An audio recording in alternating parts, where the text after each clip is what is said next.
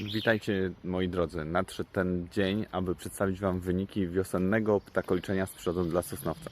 Mam nadzieję, że one będą dla Was niezwykle zachęcające do tego, aby uczestniczyć w kolejnych edycjach. A teraz zapraszam Was do przeczytania wpisu na blogu Przodu dla Sosnowca.